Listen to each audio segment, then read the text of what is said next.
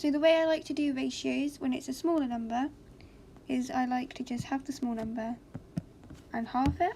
So 4 divided by 2 gives us 2, and 8 divided by 2 gives us 4. We can then half them again, so 2 divided by 2 gives us 1, and 4 divided by 2 gives us 2. So our simplified ratio of 4 and 8 is 1 and 2. However, for the bigger numbers, so let's say 18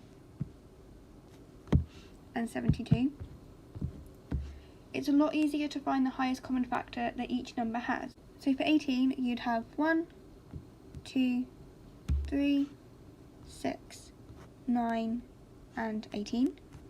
And for 72, you'd have 1, 2, 3, 4, 6, 8, 9, 12, 18, 24, 36, and 72. So we can see straight away that the highest number that both of these numbers have is 18. So we know that our highest common factor is 18. So knowing that, we'd then do 18 divided by 18, which gives us 1, and 72 divided by 18, which gives us 4. So our simplified ratio of 18 and 72 is 1